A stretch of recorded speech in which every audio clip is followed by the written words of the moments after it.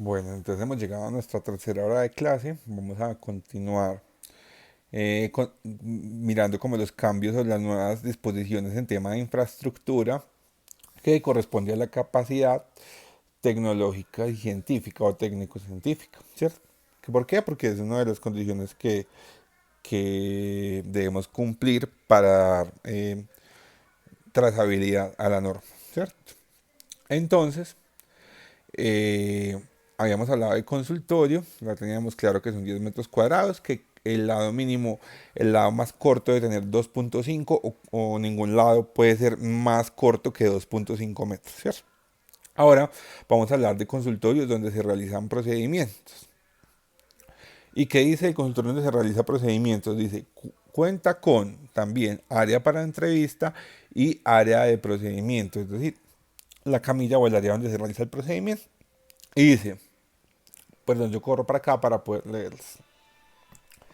Dice, lavamanos no se exige adicional si el consultorio cuenta con unidad sanitaria. Ya tenemos clarísimo, por ejemplo, para qué especialidades es obligatorio el que haya unidad sanitaria. Cualquier consultorio puede tener su unidad sanitaria adentro, no es que no lo pueda tener los otros, cualquiera lo puede tener, pero por obligatoriedad ya sabemos que hay dos, digamos que especialidades que lo requieren, que son ginecobstetricia y urología. Ya les expliqué el porqué, ¿cierto? Ya no redondemos en eso.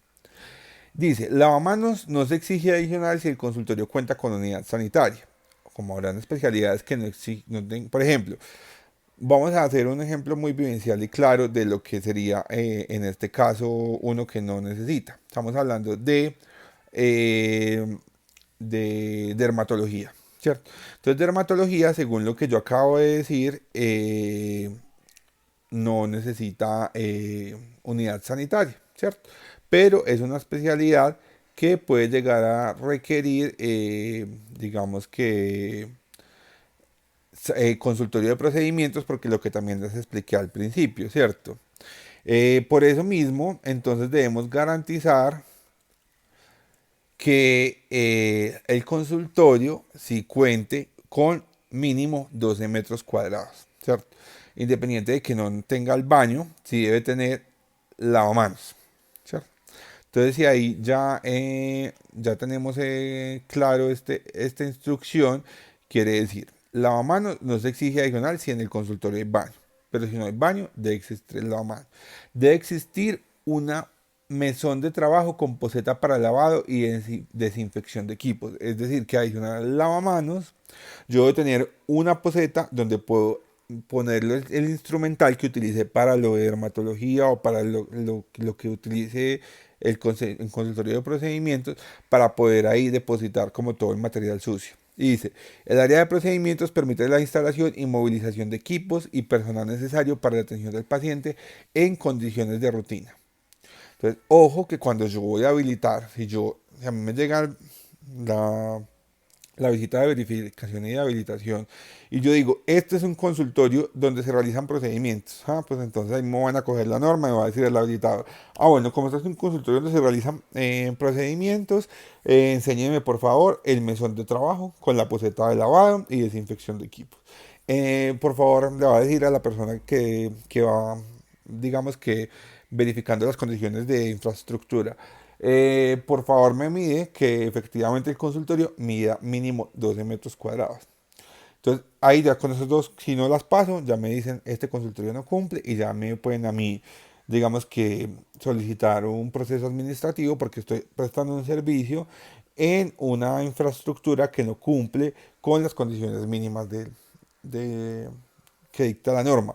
Ojo, si yo tengo un consultorio de 14 metros cuadrados, entonces no puedo tener de 14, tengo que ponerlo en 12. No, son las medidas mínimas. De ahí para allá, usted acomódelo como quiera. Pero mínimo debe medir lo que nos están diciendo aquí. Ahora, si yo no quiero tener un consultorio para procedimientos, sino que yo tengo mi consultorio normal y voy a hacer una sala de procedimientos. Por ejemplo, yo tengo una sala de procedimientos, ¿cierto? Entonces, ¿qué me dice de la sala de procedimientos? La sala de procedimientos habla de medidas mínimas, 8 metros cuadrados. Es decir, que yo debo cumplir con 8 metros cuadrados en la sala de procedimientos. Esa es la medida mínima. Y dice, la sala de procedimientos permite la instalación y movilización de equipos y personal necesario para la atención del paciente en condiciones de rutina. El acceso a la sala de procedimientos con ancho libre mínimo de la puerta de 1,40 m que permita visualización. Las puertas deben permitir la visualización, ¿cierto? Entre el interior y el exterior.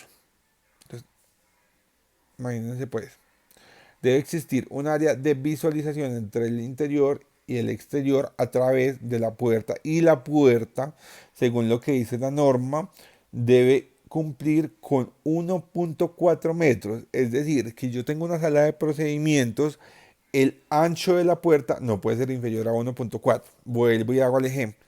Si a mí me llegan a visitar, ¿cierto? Y me dicen, ¿usted para qué va a habilitar esta sala? Ah, para procedimientos, sala de procedimientos. Listo, entonces debe medir mínimo 8 metros cuadrados. Listo, perfecto. Debe tener un acceso de 1,4 metros. Y además dice, cuenta con mesón de trabajo con poseta y lavamanos. Es decir, que también debo tener un mesón de trabajo, es un mesón como lo que llama uno particularmente y con un lenguaje muy caldense, porque yo no sé si esos los rolos ya me dirán, o por ejemplo los cachacos, pues, o los de Bogotá, o los costeños, si le dicen pollo a eso, pero aquí las mamás toda la vida enseñan, el pollo, póngalo ahí encima del pollo. El pollo, pues, es el mesón de la cocina, ¿cierto? Entonces, digamos que ese mesón de trabajo es algo muy parecido al particular pollo, pues, que decimos aquí los caldenses o los paisas, pero pues debe también cumplir con unas condiciones específicas. Ser en acero inoxidable, lavable. eh, no es que yo hagámoslo en granito, pues porque es que no me da el presupuesto por más. No, debo cumplir con unas condiciones para el mesón. Y también debo cumplir con tener un lavamanos, porque el mesón de trabajo con poseta seguramente es para ponerlo sucio, y en el lavamanos pues es el área limpia. O sea, regularmente en los mesones de trabajo existe un área que se llama limpia y un área que se llama sucia. Entonces, por ejemplo, en eso la norma también es muy exigente y nos dice, en sala de procedimientos cuenta con mesón de trabajo y poseta de lavamanos. Y hay otro tipo de sala que se llama sala de ultrasonido, que es la sala de ultrasonido. La sala de ultrasonido es salas donde se hacen ecografías.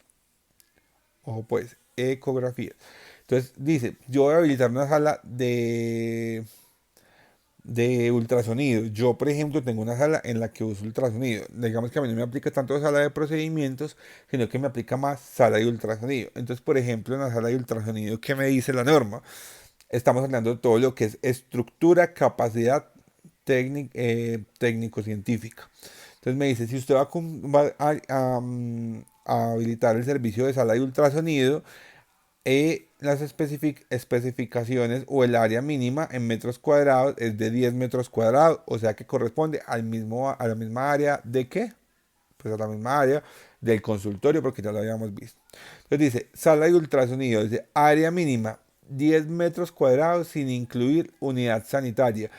¿Qué me está diciendo de entrada ese mensaje? O sea, me dicen 10 metros cuadrados sin incluir unidad sanitaria con lado mínimo de 2,5 metros. ¿Qué mensaje me están dando inmediatamente en esto? Me están dando un mensaje especial que me dice, yo en este momento tengo una sala de ultrasonidos, una sala de procedimientos habilitada, pero esto es nuevo. Yo la tengo de 10 metros cuadrados, pero ojo con lo que ya me dice la 3100, que es por ejemplo una de las cosas con las que yo me tengo que preparar, y es uno de los ejemplos que yo ya les había puesto. Efectivamente a mí cada norma me trae un reto distinto, pero esos retos o esos cambios siempre son en busca de mejorar, ¿cierto? Digamos que a veces son un poco ir- no irreales, pero son un poco exagerados para el momento coyuntural que vivimos. Miren ustedes en este momento con el tema del COVID, cómo todo el mundo está preocupado porque quizás no tengamos la infraestructura hospitalaria para soportar esta emergencia, esta pandemia, ¿cierto? No contamos con las UCIs, no contamos con los ventiladores suficientes por si se llegan a complicar el número de pacientes esperados. Realmente las cifras van a ir aumentando alarmantemente. En este momento, a hoy que yo les estoy haciendo esta clase, 1 de abril, van 1065 personas ya digamos confirmadas con el contagio. Entonces, calculen que, por ejemplo, gracias a Dios, y en este momento, según dijo el presidente el día de hoy, de esos 1065 ya hay 47 personas en UCI, ¿cierto? Estamos hablando del 5%. El día que lleguemos a escalas de contagio más altas, pues qué ir a hacer de nosotros, porque no encontramos con la infraestructura. Muchas veces, ¿por qué? Porque la misma norma es demasiado exigente y la gente dice, no, joder, madre, yo que voy a habilitar un servicio de UCI si me piden tener, mejor dicho, prácticamente esta vía y la otra, me cuesta mucho contar con toda la dotación que me exige la norma para poder tenerlo. Entonces, ojo, porque eso finalmente, vea en lo que está acarreando, que en este momento ya piensen entonces en habilitar, como lo hicieron en Medellín, una clínica que estaba totalmente abandonada, entonces la están cogiendo y la están reestructurando, que era de Salud, y como a Salud le hicieron extinción de dominio sobre todo eso, está en una clínica totalmente abandonada, y en esa clínica van a poder hacer más de 100 unidades de cuidado intensivo en una clínica abandonada. ¿Pero por qué? Porque la misma emergencia, entonces permite que haya cierta flexibilidad con la norma. Sin embargo, antes nadie lo podría, no, nadie lo habría pensado, porque la norma es demasiado exigente, por ejemplo, para el tema de infraestructura de UCI. La próxima clase quizás hablamos un poquito más de otro tipo de servicios distintos al de consulta externa, los tocamos así más por encima, pero me gustaría, por ejemplo, que tocáramos efectivamente el tema de unidad de cuidado intensivo, ya que es un tema que se ha estado, digamos que, proliferando tanto en estos días por la pandemia mundial, pues por la pandemia que tenemos en este momento, que está afectando ya nuestro país y que presumen va a colapsar nuestro servicio de salud, ¿cierto? Es muy importante que nosotros también aprendamos a detectar por qué no existen más UCIs. Pues no existen muchas veces porque no hay recursos para invertir y porque finalmente, pues si bien es muy importante que busquen mejorar y que busquen la satisfacción del usuario, hay cosas que se vuelven demasiado costosas y muchas veces digamos que son innecesarias para la prestación del servicio, pero la norma las exige y hay que tenerlas, entonces se vuelve un proceso costoso, desgastante y que las entidades, digamos que buscan mucho que sea costo efectivo el hecho de la inversión que yo estoy haciendo con el servicio que yo voy a prestar, con la utilidad que me va a dejar, y entonces en ese orden de ideas o en ese momento, preciso instante, es que finalmente no ocurre digamos que se habilitan ese tipo de servicios por la costo efectividad, es decir, por lo que le cuesta a la entidad tenerlo y por lo que efectivamente le va a dar. Ahora en este momento nos estamos dando cuenta que es necesario trabajar sobre eso, trabajar sobre que se habiliten más servicios de salud, que la infraestructura en salud sea muy sólida, que tengamos muchos servicios especializados o muchas unidades de cuidado intensivo habilitadas, porque que en momentos como este se vuelve crítico pensar que si muchas personas se complican, no van a tener un espacio donde ser atendidas. Si ustedes han visto noticias, digamos que lo que más se busca obtener es el tema de ventiladores para las unidades de cuidado intensivo, o sea, es decir, unos aparatos que lo que permiten es que la persona tenga una mejor capacidad respiratoria, porque seguramente si está con una neumonía, no respira por sí sola o no puede, no tiene la misma fuerza para respirar. Entonces, por ejemplo, ese tipo de insumos hasta los están fabricando aquí en Manizales, por ahí un profesor nacional comenzó a fabricar, o sea, de la necesidad que vamos a tener, ya la gente se puso las pilas y comenzó a habilitar. Entonces, por ejemplo, en sala de ultrasonido, yo la tenía, pero no me exigían esto, ahora exigen 10 metros cuadrados sin incluir unidad sanitaria, con lado mínimo de 2,5 metros, ambiente destinado para un solo ecógrafo, es decir, que esta sala solamente puede tener, no es que hablan tres haciendo ecografía al mismo tiempo en tres camillas, solamente se puede tener un ecógrafo y se cuenta con área de examen, unidad sanitaria contigua al área de examen, vestuario de pacientes y disponibilidad de área de lectura y transcripción del examen. Es decir, que yo debo garantizar que dentro de la sala que mide 10 metros cuadrados, sin contar el sanitario, debe existir también el vestuario de pacientes y debe existir un área donde el médico se sienta o donde la persona se sienta a transcribir el examen, es decir, a realizar el respectivo reporte del examen. Entonces miren pues ya el nivel de exigencias de la norma, ¿cierto? Que era lo que quería que viéramos hoy. Ya todos estos son cambios que se han realizado de lo que existía la 2003, ahora esto ya lo están exigiendo la 3100 de 2019 y antes existían este tipo de servicios pero sin exigencias tan particulares como las que están haciendo en este momento. Y espero pues que con esto les haya quedado un poquito más claro de qué se trata la norma, de qué comienza a exigir la norma, por ejemplo, en el tema de hoy que hablamos que es infraestructura y que pertenece a la capacidad tecnológica y científica. Listo. Y nada, muchachos, nos vemos entonces después de vacaciones, disfruten este descanso y ya saben pues que comenzamos con las clases ya, digamos que en vivo y en directo nuestras dos asignaturas. Un abrazo muy grande y quédense en casa, juiciositos en las vacaciones. Chao, chao.